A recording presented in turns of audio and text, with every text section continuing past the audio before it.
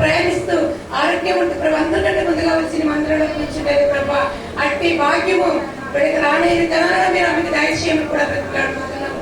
పరిశుద్ధురానికి స్తోత్రాలు, బలపరచండి జరుగుతారు కూడా ప్రభానికి స్తోత్రం లయానికి పొందాడు మా ప్రభా. ఆమె వేసుకున్న మెడిసిన్ పై మీ రక్తాన్ని పోషించండి దేవానికి స్తోత్రం లయ. ఆమె చుట్టూ మీ దేవతల కాపుదల గురించి కూడా ప్రార్థిస్తున్నాను దేవానికి స్తోత్రాలు. ఆమెను ప్రేమించి ఇచ్చిన కుమారుడు ఇంద్రాన్ని బట్టి మీకు వందనాలు స్తోత్రం. ఆవిడ ఉద్యోగులకు తోడుగా ఉండండి ప్రభా. ఆదివారం మధ్య రావాలని అయితే ఆశ అయితే ఉంది కానీ ప్రభా మన తన ఉద్యోగ రీతిలో రాలేకపోతున్నాడు ప్రభా. నైనా నిశ్చితమైతే ప్రభా ఆదివారం సెలవు వచ్చేటట్లుగా మీరు చేయండి ప్రభా. అక్కడికి తన భార్య కలిసి మందిరం రావడానికి పరిస్థితులన్నీ మీరు అనుకూలపరచమని ప్రార్థిస్తున్నాను ప్రభా.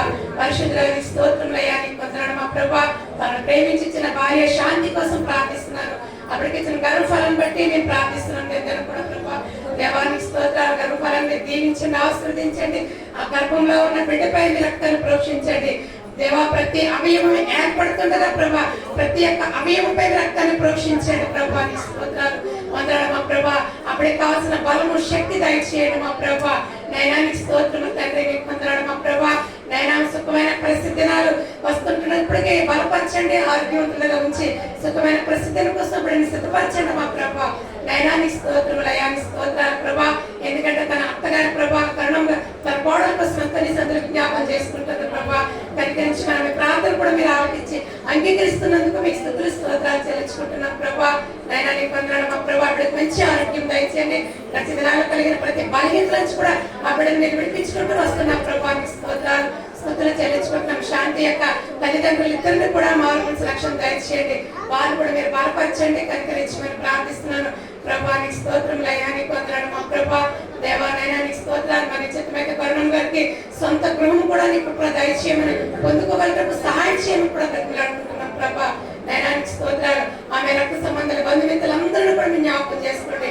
వారందరిపై నీ కృప కనికరం ఇచ్చమని ప్రార్థిస్తున్నాను ప్రభా. నైనానికి స్తోత్రం లయానికి వందనాలు మా ప్రభా. నీకు స్తుతులు స్తోత్రాలు చెల్లించుకుంటూ ఇంకో నా కుటుంబం ఏది అవసరత కలిగి ఉన్నదో మీరే తీర్చండి ప్రభా. కనికరించమని ప్రార్థిస్తున్నాను.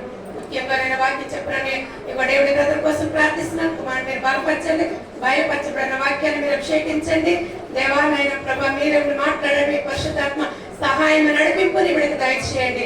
వాక్యం వింటున్న అందరూ కూడా మీరు ఉండండి. వినేటప్పుడు వేరే వ్యతిరేక ఆలోచన తలంపులు మా ఒక్కరిలో ఏ ఒక్కరిలో రాకుండా ప్రభా ఒక జాగ్రత్తగా కొద్దిసేపు వాక్యం విని గ్రహించే మనసు హృదయాల్ని మాకు అనుగ్రహించమని బ్రతిలాడుకుంటూ పరిస్థితులన్నీ మీరు అనుకూలపరచమని బ్రతిలాడుకుంటూ కొద్ది మనోడని యేసుక్రీస్తునామమున పెట్టండి వేడుకుంటున్నాం తండ్రి. సమయంలో వాక్యాన్ని మనం విందాం. మన మధ్య నుండి దేవుడు ముందుకు వచ్చి దేవుని యొక్క వాక్యాన్ని మనకు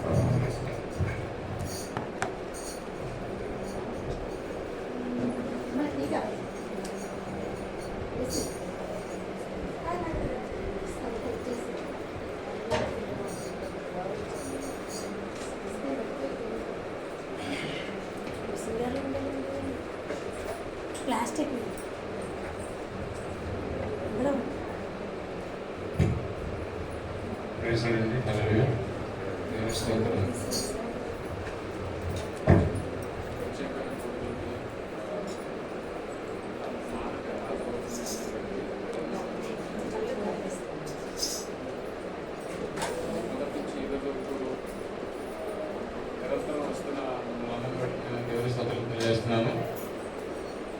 మనకి ఎన్నో పనులు ఉన్నప్పటికీ మిగతా వాళ్ళకి మనకు కూడా అనేకమైన వ్యాపకాలు ఉన్నప్పటికీ దేవుని యొక్క ఆదేశానికి లేదా చర్చ యొక్క క్రమానికి మనం లోబడి మందిరానికి వస్తున్న తీరుని బట్టి మనం ఆస్వాదించడం దేవుని కోరుకుంటున్నాము. మీ కుటుంబంలో దీవించబడిన హల్లెలూయా.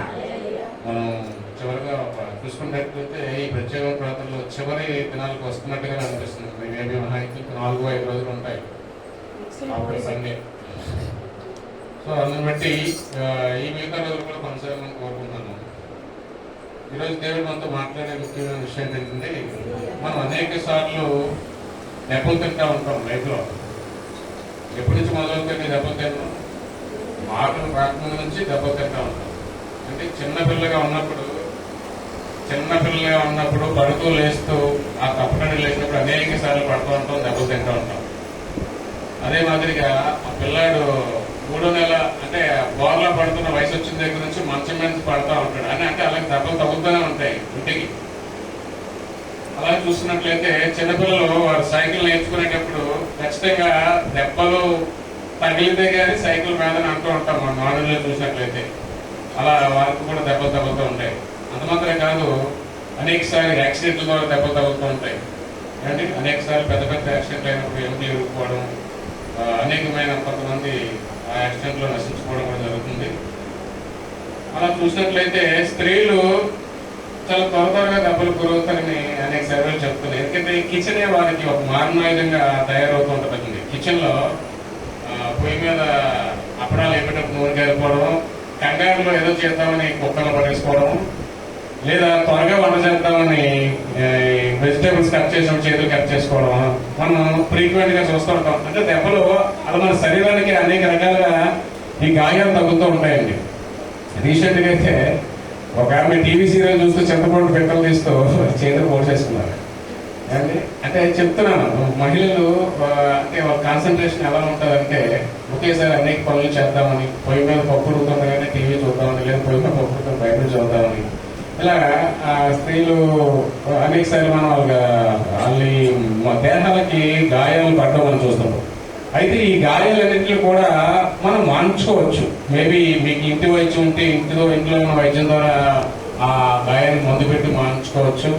అందుకనే పెద్దవైతే ఇహలోపల ఉన్న వైద్యం ద్వారా మనం మందులు తీసుకొని ఇంజక్షన్ చేసుకొని మనం ట్రీట్మెంట్ పొంది గాయాలు బాగు చేసుకోవచ్చు.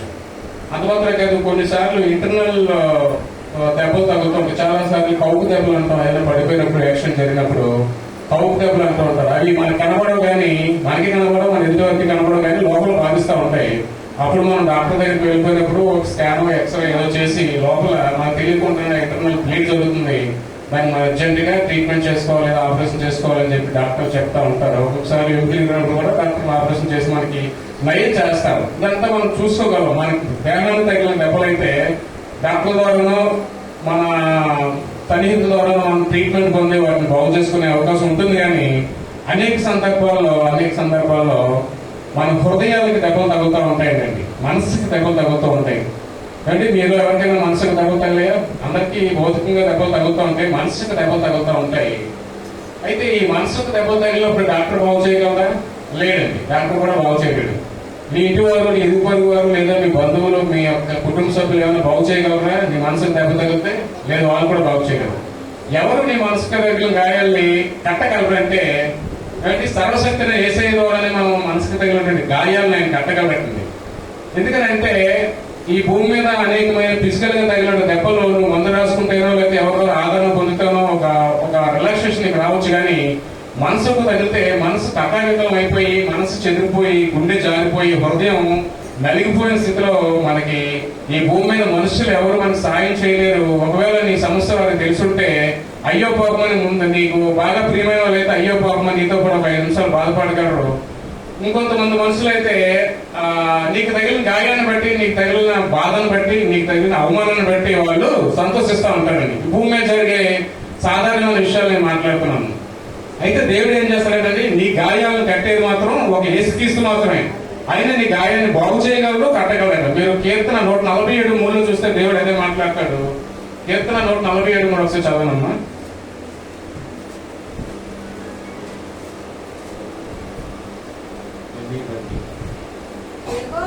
యెహోవా నా ఆత్మ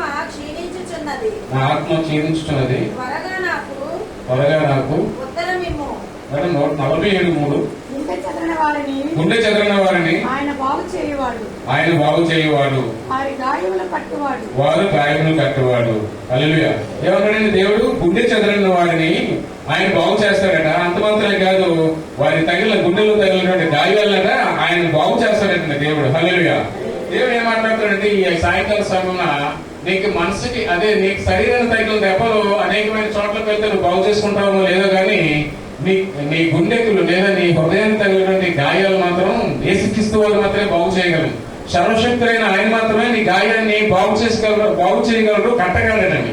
కానీ డాక్టర్ కట్టిన మందు కాదు. కానీ నీ హృదయాన్ని కట్టాలంటే, నీ హృదయానికి నెమ్మది కలుగజేయాలంటే, నీకు సంతోషం కలుగజేయాలంటే, నీలో ఉన్న బాధను తీసివేయాలంటే, నీకున్న అవమానాన్ని బదులుగా రెట్టింపు ఘనత నీకు ఇవ్వాలంటే, నీ విచారాన్ని తీసి సంతోషాన్ని ఇవ్వాలంటే, నీ కుటుంబాన్ని కట్టుకునే జ్ఞానం నీకు ఇవ్వాలంటే దేవుడు మాత్రం చేయగలుగుతా. ఆయన నీ గాయాలు కట్టాలని దేవుడు స్పష్టంగా మాట్లాడుతున్నాడండి. ఆయన నీకు బాగు చేయడం కదా, నీకు తగిలినటువంటి బాధలను, నీకు తగిలిన గాయాలను బాగు చేయడమే కాకుండా నిన్ను కడతాడండి. నిన్ను ఎలా కడతాడంటే నీ జీవితాన్ని కడతాడండి. ఒక దేవుడికి మాత్రమే అధికారం ఉంది. దేవుడు సాతాను గారు అయితే నీ యొక్క జీవితాన్ని డిస్ట్రాయ్ చేయడానికి, కాబట్టి నీ జీవితాన్ని విచ్ఛిన్నం చేయడానికి నేను వాడుకుంటాడేమో. కానీ దేవుడు అయితే ఏం మాట్లాడుతున్నాడట ఈ సాయంకాలం సమయంలో, దేవుడు నీ జీవితాన్ని కట్టగలడు, బాగు చేయగలడు అని మాట్లాడుతున్నాడు. ఎలాంటి గాయాలంటే నీ హృదయంలో అనేక సార్లు ఎన్నో సార్లు నువ్వు నీ యొక్క ప్రార్థన చేస్తున్నప్పుడు కొన్ని విషయాల్లో మనం సమాధానం పొందుకోలేక ఆ జీవితంలో మనకి అనేకమైన అవమానాలు దొరుకుతూ, అనేక సార్లు మనకి జరగాల్సిన మేలులు ఎక్కువ దూరం మనం ఎన్నిసార్లు ప్రార్థించినప్పటికీ మనకి దేవుని సమాధానం రాలేనప్పుడు, ఇహలోకంగా మనం ఆశీర్వాదం పొందలేనప్పుడు, అనేకమైన టెంప్టేషన్ గురైనప్పుడు, మన పిల్లలు మన ముందర ఎదుగుదల లేనప్పుడు, మన పిల్లలు శాపాన్ని గారికి బలైపోయినప్పుడు, లేదా శాతాన్ని చిక్కుల్లో పడిపోయినప్పుడు ఆ తల్లిదండ్రులట అనేకమైన బాధలు పడుతూ ఉంటారండి. అయితే దేవుడు ఏం మాట్లాడుతుంది సాయంకాలం సమయాన, నీ గాయాలు కట్టువాడు ఆయనే, కాబట్టి నువ్వు దేవుని సొంతంగా రావాల్సిందే అని దేవుడు మాట్లాడుతున్నాడు. దేవుడు నువ్వు డాక్టర్ దగ్గరికి వెళ్తాడు కదా, దేవుడు డాక్టర్ వైద్యం చేయగలడు, అంతే తప్ప డాక్టర్ నీకు దెబ్బతల్ని ఇంటికి వచ్చి వైద్యం అయితే చేయరు. అయితే గవర్నమెంట్ డాక్టర్లైనా, మన ఫిజిక్స్ డాక్టర్లైనా ఇంటికి వచ్చి నీ దెబ్బలెతికి ఆపరేషన్ చేయరు. కానీ దేవుడు ఏం మాట్లాడుతున్నాడంటే ఆయన వద్దకు రమ్మంటున్నాడండి. ఆయన వద్దకు రమ్మనంటే ఆయన వాక్యం ద్వారా ఆయన చేరాలని దేవుడు మాట్లాడుతున్నాడు. అనేక సార్లు మన ఇంట్లో ఉండి ప్రార్థన చేసుకోవచ్చు, కానీ సహవాసం అనేది చాలా ముఖ్యమైన విషయం. ఎందుకంటే నువ్వు కాల్చబడుతున్నావు, కానీ అనేకమైన ఇహలోకమైన టెంప్టేషన్స్, ఇహలోకమైన అడ్డంకుల ద్వారా అనేక సార్లు ఆరిపోయి నీ ఇంటి నిండా ఆ పనికి మళ్ళీ పొగవాసన వస్తుంది తప్ప నువ్వు దేవుళ్ళు ఉన్నప్పటికీ నువ్వు కాల్చలేకపోతున్నావు. సహవాసం ఎందుకనంటే ఒక పచ్చి కర్ర కూడా 4 ఎండు కర్రలతో కలిపి పొయ్యిలో పెడితే గట్టిగా కాలుతుందండి. అట్రీతిగా అట్టి అనుభవం మనం సంపాదించాలని దేవుడు ఏం చేస్తున్నాడు, సహవాసం చేసుకుని దేవుని యొద్దకు వస్తే, ఈ రోజు మన గుడ్ సైన్ ఏంటంటే మనం అందరూ దేవుని పాదాలతో ఉన్నాం. దేవుని ఏదో మాట్లాడతాడని, దేవుడు మనం మేలు చేస్తాడని ఈ మందిరంలో ఈ సాయంకాలం దినం ఆయన మాటల కోసం ఎదురు చూస్తున్నాం. అంటే మనం దేవుని యొద్దే ఉన్నాం. ఇది ఒక శుభ చూసుకోండి. అయితే ఆయనకి నువ్వు అప్పగించుకోండి. నీకు తగిలిన గాయాలు ఏదైతే ఉన్నాయో నీ మొర ఆయన దగ్గర, నీ హృదయాన్ని అర్పించుకొని, నీ హృదయం బ్రోకరించి ఆయన యొద్ద మనం ప్రార్థించి ఆయన అడిగినట్లయితే నీకు ఆయన గాయం కడతాడండి. అందువల్ల ఏం మాట్లాడుతున్నానంటే, నీ యొక్క మానసికమైన గాయాలు కానీ, నీ హృదయంలో తగిలిన గాయాలు కానీ కట్టబడాలంటే, బాగు చేయాలంటే నజరేయుడైన యేసుక్రీస్తు ద్వారానే, ఆయన వాక్యం ద్వారానే, పరిశుద్ధాత్మ దేవుడి సహాయం ద్వారా నా జీవితాన్ని కట్టుకోగలం, మనకున్న సమస్యలను జయించగలం దేవుడు మాట్లాడుతున్నాడు. అటు రీతిగా ఈ రోజు మనం ఆ పనిలోనే ఉన్నాం, దేవుని ముందు ఉన్నాం. ఒకవేళ మీరు భారమైన హృదయం కలిగి ఉంటే, అనేక సమస్యలకు పరిష్కారం లేకుండా ఉంటే, నీ హృదయంలో అనేక సార్లు మనం ఏం చేస్తూ ఉంటాయంటే బాధలు ఉంటాయండి. చాలా మందికి హృదయంలో బాధ ఉంటాయి. నేను చెప్తున్నాను, ఫిజికల్ గా దెబ్బలు ఎలాగైతే చిన్నప్పుడు ఇప్పుడు దాకా అనేక సార్లు మనం పడుతూ వేస్తుంటాము, ఆత్మీయ జీవితంలోని మనసుకు కూడా గాయాలు అనేక సార్లు తగ్గుతూ ఉంటాయండి.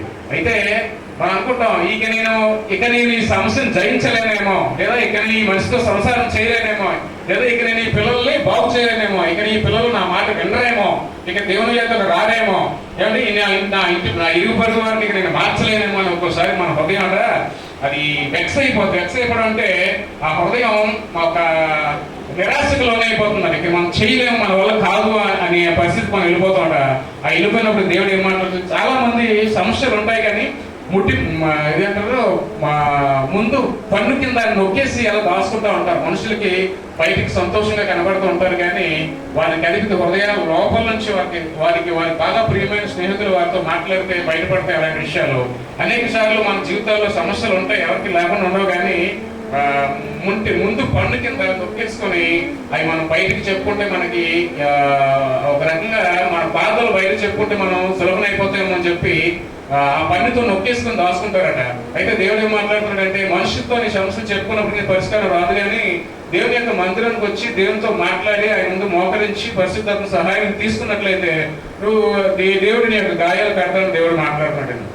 ఇలాంటి పరిస్థితిని ఎలా అనుభవించారు, ఎవరైతే అనుభవించారో మనం ఒకసారి బైబిల్లో చూద్దాం. ఋతు గ్రంథం 1వ అధ్యాయం అండి. ఋతు గ్రంథం 1వ అధ్యాయం 19 నుంచి 21 వరకు ఒకరి తర్వాత ఒకరు చదువుదాం. ఋతు గ్రంథం 1వ అధ్యాయం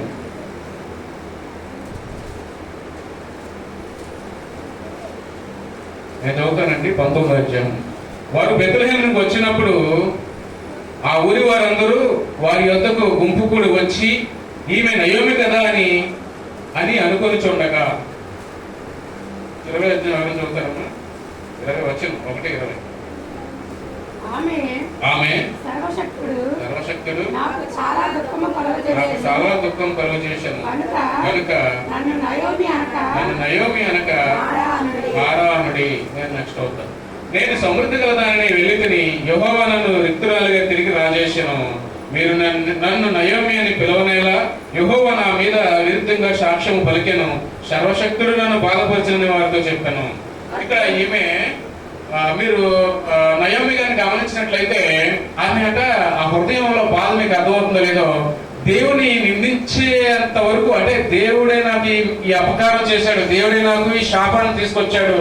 ఏమంటే మీకు తెలుసు కదా, అనేక సందర్భాల్లో మనం ఒక పని విషయం కానీ లేదా ఒక ఉద్యోగ విషయంలో కానీ చాలా మంది మన ఇండియా నుంచి స్టేట్స్ వెళ్తూ ఉంటారు, దుబాయ్, కువైట్, కొంతమంది అయితే తల్లి పిల్లలు కలిపి వెళ్తూ ఉంటారు, కొంతమంది అయితే సింగపూర్. నాకు తెలిసిన మన పెందుతులో ఒక ఆయన ఉంటాడు, వాళ్ళ ఫ్యామిలీ మొత్తం సింగపూర్ వెళ్ళిపోయారు. వాళ్ళ అబ్బాయి మొత్తం ఇక్కడికి వచ్చి పాటలు పెట్టుకొని పాలు అమ్ముతున్నాడు. కానీ వాళ్ళు దానికి 20 ఏళ్ళ క్రితం సింగపూర్ వెళ్ళిపోయి సింగపూర్లో ఏం చేస్తున్నారంటే రబ్బర్ తోటలు, వాళ్ళకి పంట అదే ఉంటుందండి, సింగపూర్లో రబ్బర్ తోటలు పండించుకొని వ్యాపారం చేసుకుంటూ ఉన్నారు. అక్కడ మంచి డబ్బులు సంపాదిస్తున్నారు.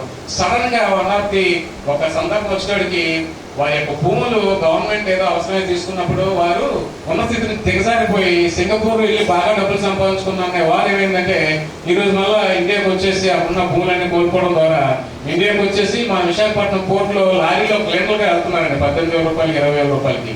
వారు ఏమంటున్నారంటే తిరిగి వచ్చి అదే పరిస్థితిలో జరిగింది. మోయాబు తన 2 కుమారుల్ని తన భర్తను తీసుకొని ఆ మోయాబు దేశానికి వెళ్ళిపోయినప్పుడు, ఈ బెత్లెహేమ్ అనే రొట్టెల పట్టణాన్ని వదిలి మోయాబుకి వెళ్ళిపోయినప్పుడు అక్కడ వారు ఉన్నదంతా నశించిపోయి సొంత 2 కుమారులు చనిపోగా, భర్త కూడా చనిపోగా, ఆమెకున్న 2 కోడలు ఒక ఆమె విడిచిపెట్టి తన అత్తవారి ఇంటికి వెళ్ళిపోగా, ఒక ఆమె మాత్రం రూత్ ఆమె వెంబడించి మళ్ళా సొంత దేశానికి వచ్చి ఆమె యొక్క హృదయం ఎంతో బరువుగా ఉందండి. ఎంత బరువుగా ఉందంటే ఆమె ఎవరితో మాట్లాడలేకపోతుంది. ఎవరైనా వారి దగ్గరగా ఉన్న బంధువులు కానీ స్నేహితులు కానీ వస్తే ఆమె హృదయాన్ని పిల్లు బిగించి బయటికి మాట్లాడి గోరుని ఏడ్చే పరిస్థితి ఉందేమో బహుశా. ఎందుకంటే మీకు తర్వాత అధ్యాయాలు చూస్తే తెలుస్తుంది. ఆమె అనుకుంటుంది, దేవుడు నాకు ఏం చేశాడు, నేను సమృద్ధిగా ఉండేదాన్ని, నేను ఒక సంతోషంతో ఉండేదాన్ని, నా ఇంట్లో ఏది కొదువై ఉండేది కాదు, ఈ రోజు నేను ఎందుకు బ్రతకాలి, నా 2 కుమారులు చనిపోయారు, నా భర్త కూడా చనిపోయారు, ఏమైతే రూతు నేను వద్దన్నప్పటికీ నా వెంట వెంబడించి వచ్చిందని ఆమె హృదయం ఒక రకమైన గాయం తగిలి బాధపడుతూ ఉందండి. ఆ గాయంతో బాధపడి ఆమె ఏం మాట్లాడుతుందంటే, దేవుడు నాకు ఏం చేశాడు, నన్ను నయోమి అనొద్దు కానీ మారా అనండి అని ఆమె మాట్లాడుతుంది. అంత మాత్రం కాదు, దేవుడు నాకు వ్యతిరేకంగా నన్ను శాపానికి గురి చేశాడని ఆమె మాట్లాడుతుంది. అయితే ఆమె గాయాన్ని దేవుడు కట్టాడా లేదో మనం చూడాలి. అంటే ఆవిడ తగిలిన గాయాన్ని ఇక్కడ చిన్న విషయం గమనించాల్సింది ఏంటంటే, దేవుని వలన నాకు అన్యాయం జరిగింది, దేవుని వలన నేను ఈ శాపానికి గురైన అంటుందే తప్ప దేవుని విడిచిపెట్టలేదండి. గమనించండి ఒక విషయం, నయోమి విషయంలో ఆమె దేవుని విడిచిపెట్టలేదు కానీ ఆమె వచ్చిన ఒక్కగానే ఒక కోడల ద్వారా, ఇప్పుడు ఆమె ఎవరితో ఉన్నారంటే ఒక రూత్ అనే ఆమె కోడల ద్వారా మాత్రమే మళ్ళీ ఆ సొంత దేశానికి తిరిగి వచ్చి వారి యొక్క కుటుంబ బంధువులతో లేదా స్నేహితులతో ఇదంతా మాట్లాడుకుంటుంది. ఆమె గొప్ప జీవితంలో అనేకమైన శ్రమలు అనిపించినట్టు మనం చూడొచ్చు. మీకు తెలుసు కదండి, ఇంట్లో మగవారు లేదా ఇంటి యజమానులు లేకపోతే ఆ కుటుంబం యొక్క పరిస్థితి ఎలా ఉంటుందో అనేక విషయాల్లో నేను గమనిస్తూ ఉంటాను. వారు ఎలాంటి వాళ్ళు అయినప్పటికీ మగతోడు అనేది చాలా ఇంపార్టెంట్ ఫ్యామిలీస్ కి. అలాంటిదేమో ఎదిగొచ్చిన కొడుకులు 2 చనిపోయారు, ఆమెకి ఇంటిలో కొదువైపోయింది, తినడానికి తినలేని పరిస్థితి. ఒకవేళ వృద్ధాప్యంలో వారిని ఎవరు చూస్తారని, నన్ను ఎవరు పోషిస్తారని కూడా ఆమె బాధపడుతూ మాట్లాడుతుందండి. ఆమె మాట్లాడితే ఎంత బాధపడుతుందంటే, ఆమె సర్వశక్తుడు నాకు చాలా దుఃఖం కలుగు చేసిన కనుక నన్ను నయోమి అనక మారా అనుడి, నేను సమృద్ధి కలదనే వెళుతుని యెహోవా నన్ను రిక్తురాలుగా తిరిగి రాజేశాను.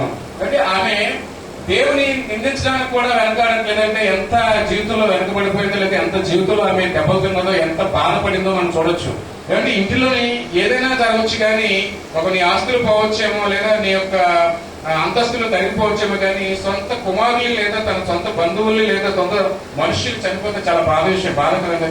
ఏం పోయిన మనం సంపాదించుకోవచ్చు కానీ పోయిన కొడుకుల్ని లేదా పోయిన ఇంటి యజమాని మనం సంపాదించుకోలేము. ఆమె ఆ పరిస్థితిలో ఉంది, ఎంతో వేదన చెందుతూ ఉందంటండి. అనేక సందర్భాల్లో ఇంకా ఆమె ఆ యొక్క బాధని కంటే అంటే వాచుకోలేక బయటికి పెళ్లి పిక్కిపోయి ఆమె మాట్లాడుతుందట. ఆమెను ఎవరు ఉద్ధరిస్తారా లేదా ఆమెను ఎవరు బాగు చేస్తారా అని అనేక సందర్భాలు మనం కూడా అనేక బాధలు ఉంటాయి. అయితే బయటికి తెలియకుండా దాన్ని కవర్ చేస్తూ ఉంటాం. హృదయాన్ని లోపల కప్పిపుచ్చుకొని ముడిపట్టుతో ఆ సమస్యలు దాచుకొని బయటికి నవ్వుతో కనబడుతుంటాయి. కానీ అన్ని నా జీవితంలో అనేక మందికి ఇలాంటి సమస్యలు అనేక సార్లు వచ్చుంటాయి.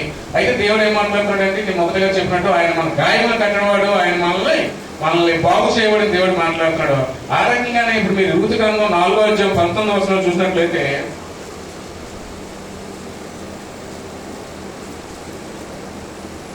4:14-15 అండి. 4:14 చూడవచ్చు. అప్పుడు స్త్రీలు ఈ దినమున నీకు బంధువుడు లేకుండా చేయని యెహోవా స్తుతినందును గాక. ఆయన నామం ఇశ్రాయేలులో ప్రకటింపబడును గాక. నిన్ను ప్రేమించి 7 కుమారుల కంటే నీకు ఎక్కువగానున్న నీ కోడలు ఇతని కనెను. ఇతడు నీ ప్రాణమును ఓదార్చి ముసలితనమున నీకు పోషకుడగునని. హల్లెలూయా. దేవుని స్తోత్రం అండి. ఏమైందండి, ఆమె అనేక సమస్యల్లో పడిపోయింది, లేదా ఉన్న జీవితాన్ని కోల్పోయింది, సొంత ఇంటి వారిని కోల్పోయింది, ఆ హృదయానికి గాయాలు దెబ్బలు తగిలాయి.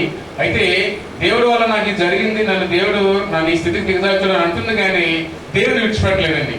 దేవుడు విడిచిపెట్టకుండా ఆ బాధలతోనే ఆ యొక్క రూతుని పట్టుకొని మళ్ళీ సొంత గ్రామానికి వచ్చినప్పుడు దేవుడు ఇక్కడ ఏం మాట్లాడుతుంటే, తన బంధువులందరూ వచ్చి మాట్లాడుతున్నారట. ఏమేమి ఉంటది బాధ? నా కుమారులు చనిపోయారు, నా భర్త చనిపోయారు, నన్ను నా కోడల్ని పోషించేవారు ఎవరు, నా వృద్ధాప్యంలో నన్ను చూసేది ఎవరు? జనరల్గా మనం ఇప్పుడైతే ఆలోచించలేం, కానీ ఒక 50 ఏళ్ళు వచ్చిన తర్వాత మనుషులు అందరూ ఆలోచించేది ఏంటంటే, నాకు నా వృద్ధాప్యంలో నన్ను చూసేది ఎవరు, నా వృద్ధాప్యంలో 50 లేదా 55. మా మేనేజర్ గారు ఉన్నారు, ఆయన ఇప్పుడు హయ్యర్ పెన్షన్ పిఎఫ్ వాళ్ళు అప్లై చేసుకోమంటే, ఇద్దరు అబ్బాయిలు, ఒక అబ్బాయి ఇది చెన్నైలో ఎస్ఆర్ కాలేజ్లో బీటెక్ చదివి టాటా కన్సల్టెన్సీలో సాఫ్ట్వేర్ ఉద్యోగం చేస్తున్నాడు, వాడికి 4 లక్షల జీతం. రెండో అబ్బాయి క్యాట్ రాస్ ఎగ్జామ్ ఐఏఎంలో సీట్ వచ్చి ఢిల్లీ యూనివర్సిటీ చదువుతున్నాడు. కానీ ఆయనకు భయం, వీళ్ళు నన్ను చూడరా, నన్ను చూడరు, వాళ్ళ నేను డిపెండ్ అవును, హయ్యర్ పెన్షన్ వస్తుందండి కదా అప్లై చేసేసుకుంటాను. ఇప్పుడు మామూలుగా ఉన్న పెన్షన్ ఇప్పుడైతే 12,000 వస్తుంది, కానీ హయ్యర్ పెన్షన్ కి 30,000 వస్తుంది. నా సర్వీస్ ఇంకా 8 years ఉంది. నేను ఎవరిని నమ్మను, వీళ్ళ మీద ఆధారపడను. నా బ్రతుకు నేనే బ్రతకాలి. వీళ్ళు చూస్తారో చూడరు, రేపు పొద్దున్న పిల్లలు వచ్చిన తర్వాత మనం చూస్తారో చూడరు. అలాగని తాతిచ్చిన ఆస్తి నేను అమ్ముకోను, కానీ నా ఉద్యోగం మీద నేనే పిఎఫ్ డబ్బులు ఇంకా ఎక్కువ కట్టుకొని రేపు పొద్దున నాకు వచ్చి 30,000 నేను నా భార్యనే పోషించాల్సిన అవసరం ఉందని ఆయన ఆలోచిస్తున్నాడు. అలాగే నయ్యమ్మ కూడా అంతగానే ఆలోచిస్తుంది. నాకు ఎవరూ లేరు, మా ఇంట్లో మగవాళ్ళందరూ చనిపోయారు, నేను కోడలు పట్టుకుని ఒక ఆడదానికి ఇంకొక ఆడదాన్ని తోడుగా వచ్చి ఏం చేయగలరు, కుటుంబాన్ని వృద్ధి చేయగలరా? 2 ఆడవాళ్ళు లేదు. కానీ ఆమె అదే బాధపడతాడా. ఆల్మోస్ట్ హ్యూమన్ టెండెన్సీ కూడా మనం కూడా అదే ఆలోచిస్తాం. నా కుమారుడు, నాకు ఒకవేళ కూతురు కలిగి ఉన్న వాళ్ళైతే మంచి అల్లుడు రావాలి, అల్లుడి ద్వారా మేము పోషించబడాలి, అల్లుడు కూడా కొడుకులాగా ఉండి మమ్మల్ని చూడాలనుకుంటాం. లేదా కుమారులు అయితే, స్పష్టంగా చెప్తున్నాను, కుమారులే కానీ అయితే ఆ వచ్చే కోడలు మా కొడుకుని నన్ను బాగా చూసేలాగా చూడాలి. నా కొడుకు నన్ను బాగా చూస్తున్నా ఆమెకి అభ్యంతరం ఉండకూడదని అనుకుంటూ ఉంటాం. మీరు అప్పలేని వాళ్ళకి చాలా మందికి అనుభవం ఉంటే ఉండొచ్చు. ఒక రకంగా చెప్పాలంటే అల్లుళ్ళు కొంతవరకు సర్వైవ్ అవుతారు. ఎందుకంటే అల్లుడిని కూతురు చూడమని చెప్తుంది, భర్త మాట వినాలి, భార్య మాట వినాలి. కాబట్టి అల్లుడు కూడా కూతురు చెప్పినట్టే ప్రొసీడ్ అవుతుంది. కొడుకుకి కన్న వాళ్ళు అయితే నేను ఈ రోజులో చెప్తున్నాను, చాలా ఘోరమైన పరిస్థితులు స్పష్టంగా చెప్తాను. ఎందుకంటే మీకు తెలిసే ఉంటుంది, అందులో ఎక్కువ ఉన్నది స్త్రీలే. కాబట్టి స్త్రీల యొక్క డామినేషన్ నడుస్తూ ఉంటుంది ఇళ్లలో. బయటికి ఎంత ఇదిగా ఉన్నా ఇళ్లలో అదే నడుస్తూ ఉంటది. అయితే వారు ఏం చేస్తారంటే, వారి కుటుంబీకులకు దూరంగా చేయడం అనో, లేదా తల్లిని చూస్తే అంటే తల్లికి రూపాయి చేయి, వీళ్ళు 10 రూపాయలు ఇచ్చినా సరే ఆ రూపాయి ఎందుకు ఇచ్చారనే బాధ ఉంటుంది. అదే అక్కడ నేను యెహోవా సమస్యలు ఎందుకు మాట్లాడుతున్నానంటే, నయోమి యొక్క పరిస్థితి వివరించడానికి నేను చెప్తున్నాను. నయోమి అంత బాధపడుతున్నప్పుడు కూడా ఈ 4వ అధ్యాయం 12వ వచనంలో 4వ అధ్యాయం 14వ వచనంలో వాళ్ళంతా స్త్రీలు వచ్చి మాట్లాడుతున్నారు. అప్పుడు స్త్రీలు ఈ దినమున నీకు బంధువులు లేకుండా చేయని యెహోవా స్తుతినందులు గాక. ఆయన ఏమనుకుంటుందండి, కుమారులు లేరు, భర్త లేడు అంటే మనకి బంధువులు కూడా ఉండరు కదా. వారి తరఫు నుంచి వచ్చే బంధువులే కదా వీళ్ళకి కుటుంబ సభ్యులుగా ఉంటారు. మీకు కొన్నాళ్ళు ఉంటారు, తర్వాత ఉన్నవాళ్ళు కూడా పోతే ఎవరు లేదని నేను అనుకుంటుంది. అలాగా నేను చేయలేదండి, యెహోవా నిన్ను అలా చేయలేదు, నిన్ను అలాగే యెహోవా చేయలేదు. కానీ అప్పుడు స్త్రీలో ఆ దినమున నీకు బంధువుడు లేకుండా చేయని యెహోవా స్తుతినందును గాక. ఆయన నామం ఇశ్రాయేలులో ప్రకటింపబడిన గాక. నిన్ను ప్రేమించి 7 కుమారుల కంటే నీకు ఎక్కువగా ఉన్న నీ కోడలు ఇతను కనెను. హల్లెలూయా. ఆమెకి ఇద్దరు కుమారులే చనిపోయారు. వాళ్ళంతా వచ్చి ఏం మాట్లాడుతున్నారు, దేవుని ఏమంటూ మాట్లాడుతుందంటే 7 కుమారుల కంటే ఎక్కువైన నీ కోడలు. హల్లెలూయా. ఈ రూతు గారిని బట్టి మనం దేవుని స్తుతులు చెప్పొచ్చండి. రూతు గారు ఉన్న గొప్ప క్వాలిటీ ఏంటంటే దేవుడు ఆమెను హెచ్చించే ద్వారా మాట్లాడుతాడు ఏంటంటే, మీకు 2 కుమారులు ఉన్నారు, ఒక డబుల్ ఆశీర్వాదం అనుకుంటే 9 అని చెప్పాలి. కానీ దేవుడు ఏం మాట్లాడుతుంటే, నీకు 7 కుమారుల కంటే కూడా గొప్ప ఆశీర్వాదం కలిగిన ఈ కోడలు నీకు దేవుడు ఇచ్చాడు. హల్లెలూయా. ఏమంటే ఆమెకు ఉన్నటువంటి క్వాలిటీ, ఆమెకు ఉన్నటువంటి గుణగణాలను బట్టి మరలా దేవుడు వారిని సంసార జీవితంలో నడిపించి వారి జీవితాన్ని కట్టాడు. వారి హృదయాల్లో, వారి జీవితాల్లో అనుభవించిన బాధలను తీసివేసి ఆ కుటుంబాన్ని మళ్ళా కట్టాడు. వారికి కలిగినటువంటి గాయాలు, వారి మనసులో కలిగిన గాయాలు కట్టి మళ్ళా వారిని కుటుంబం కలిగి చేశాడు. అందుద్వారా రూతు బోయజు కలిగినటువంటి కుమారుడు ఓబేదు ఎవరైతే ఉన్నారో ఆ ఓబేదు ద్వారా